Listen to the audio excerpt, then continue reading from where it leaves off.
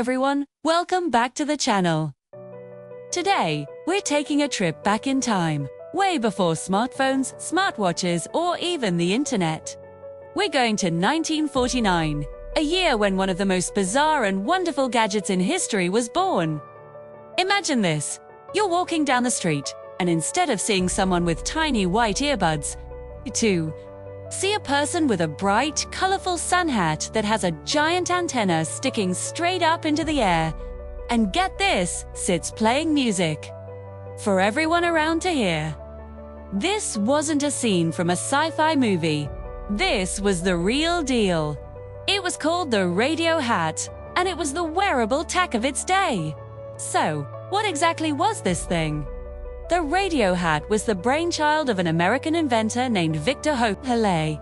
He ran a company called the American Merrillay Corporation, which was mostly known for making party hats and paper leis. But in the late 1940s, Holley had a spark of genius, or maybe just a really wild idea. See, back then, radio was king. It was the primary source of entertainment. Families would gather around these huge, heavy wooden radio sets in their living rooms to listen to everything from big band music to news reports about the post-war world. While portable radios did exist, they were far from convenient. They were often called lunchbox radios because they were literally the size of a lunchbox, heavy and pretty expensive. Holley saw an opportunity. He wanted to create something that was not only portable, but also fun, affordable, and a guaranteed head turner. He wanted to combine the fashion of a hat with the function of a radio. And so, the radio hat was born. Let's break down the design, because it's truly something else. The hat itself was a pith helmet. You know, the kind you'd see on a safari. It came in a variety of flashy colors like canary yellow, lipstick red, flamingo pink, and even a trendy tan. The real magic, however, was hidden inside. Tucked into the crown of the hat was a compact AM radio receiver. It used tiny vacuum tubes, the cutting-edge technology of the time, along with a tuner, a speaker, and a battery pack. And of course, the most iconic feature was the loop antenna that sat on top, proudly announcing to the world that you were listening to the radio. How did it work? Well, it was surprisingly straightforward for such a strange device. The radio was powered by a battery pack that was cleverly concealed in a pocket inside the hat. Laura would use two small knobs, usually located on the side of the hat, to turn it on and tune into their favorite AM stations. The sound came out of a small speaker built right into the hat. This meant there was no privacy whatsoever. If you were listening to a baseball game, everyone on the bus with you was listening to that baseball game too. It was a public broadcast system for your head. The price was also a key part of its appeal. It sold for just $7.95, which is roughly about $90 in today's money. It wasn't exactly cheap, but it was affordable enough to be considered a fun novelty item. The marketing for the radio hat was brilliant. Ads portrayed it as the must-have accessory for modern life.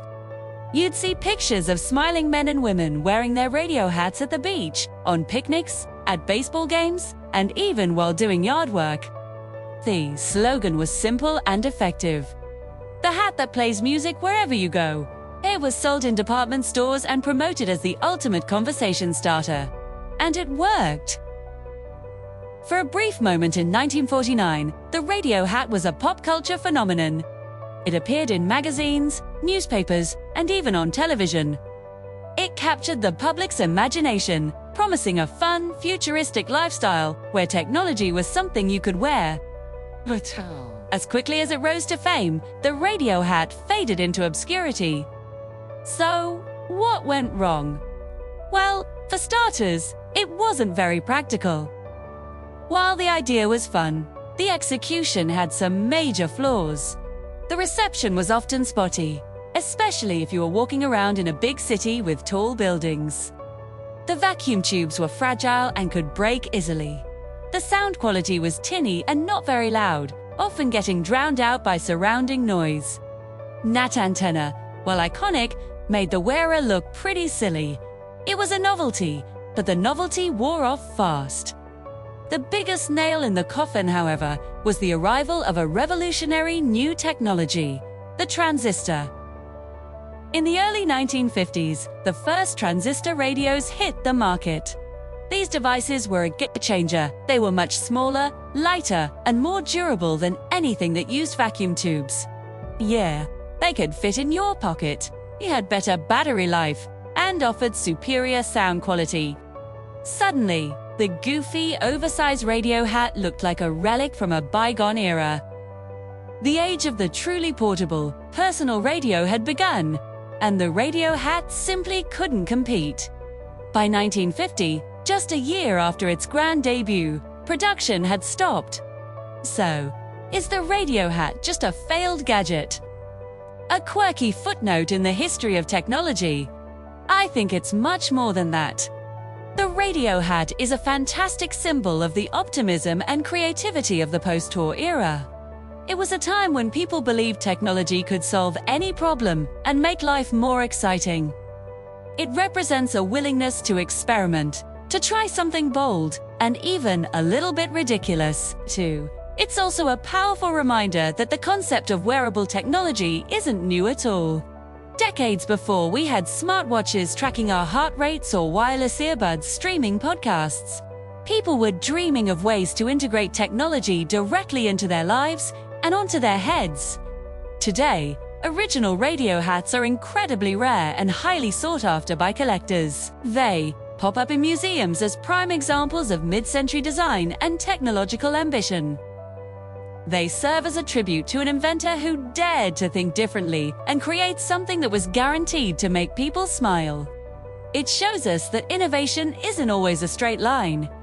Sometimes you get these strange, wonderful detours that, even if they don't last, push the boundaries of what's possible and pave the way for future inventions. So, the next time you put on your AirPods or check a notification on your smartwatch, take a moment to remember the radio hat.